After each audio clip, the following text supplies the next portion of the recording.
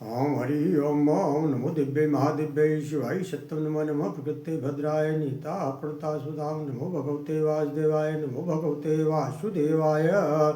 ओम सज्जनों, अब इस अध्याय में शंखचूर्ण की कथा आती है।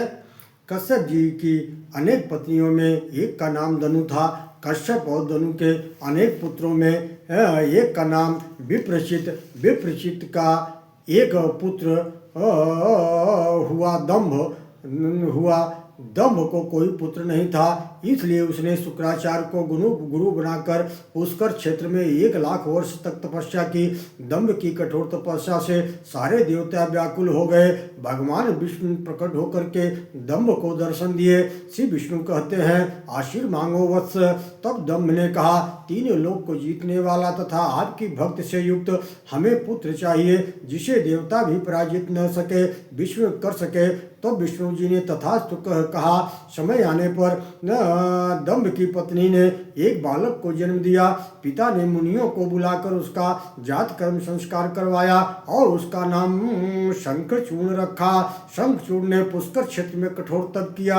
ब्रह्मा जी से उसे वरदान देने आए।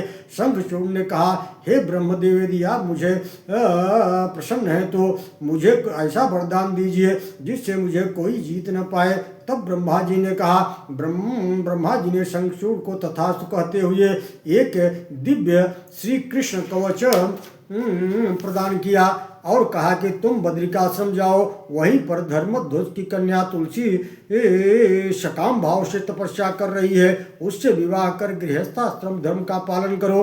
तब शंखचूर्ण बद्रिकाश्रम आया और शंखचूर्ण और तुलसी का सुंदर संवाद हुआ। उसी समय ब्रह्मा जी वहाँ प्रकट हुए और गंधर्व रीत से दोनों का विवाह करा दिया। इधर शंखचूर्ण ने आक्रमण करके समस्त देवताओं को जीत लिया।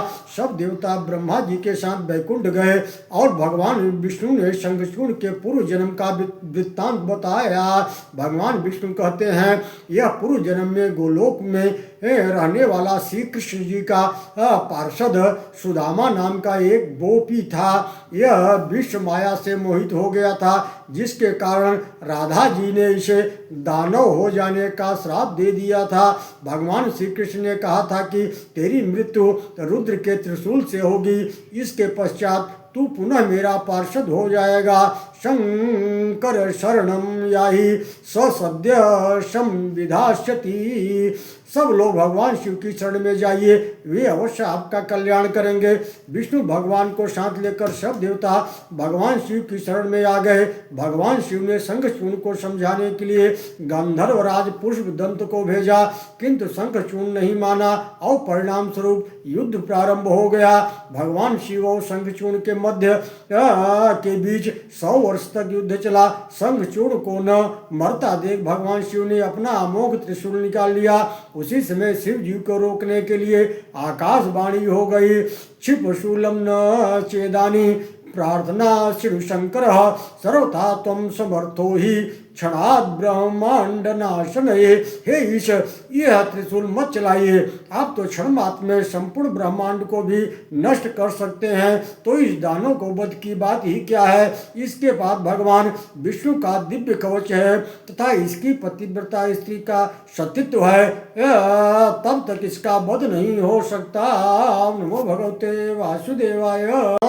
इसके बाद भगवान शंकर जी उसी समय भगवान विष्णु ब्राह्मण का भेष बनाकर गए और उन्होंने भिक्षा के रूप में वह दिव्य कवच मांग लिया और शंखचूर्ण का रूप धारण कर वे तुलसी के पास गए और देव कार्य के लिए तुलसी के साथ रमण किया। इसी बीच भगवान शिव ने अमोघ त्रिशूल चलाकर शंखचूर्ण का वध कर दिया। बोलिए शंकर भगवान की जय। नमो भगवते वासुदेवाय। भगवान विष्णु को तुलसी ने जो श्राप दिया है उसकी एक कथा आती है। व्यास जी कहते हैं, हे मुनि, भगवान नारायण ने जब तुलसी के साथ रमण किया तो तुलसी ने भगवान को क्या श्राप दे दिया था। तब सनत कुमार ऋषियों ने कहा, तुलसी जी ने भगवान को पाषाण हो जाने का श्राप दे दिया था। उसी समय शंकर भगवान प्रकट हो गए और उन्होंने कहा, हे तुलसी, तुमने पूर्व समय में तपस्या की थी, उसी के परिणाम स्वरूप ये महाविष्णु तुम्हें प्राप्त हुए हैं। अब तुम इस शरीर को त्याग कर दिव्य रूप धारण कर भगवान विष्णु के साथ नित्य रमण करो। तुम्हारे द्वारा छोड़ी गई यह काया गंडकी नदी के नाम से विख्यात होगी। तुम देव पूजन के लिए तुलसी वृक्ष के रूप में उत्पन्न होगी। वही गंडकी के तट पर भगवान विष्णु के पाषाण रूप में से स्थित रहेंगे। इसमें तीखे दांत वाले भयंकर कीड़े उन शिलाओं को काटकर उसके छिद्र में विष्णु चक्र का निर्माण करेंगे।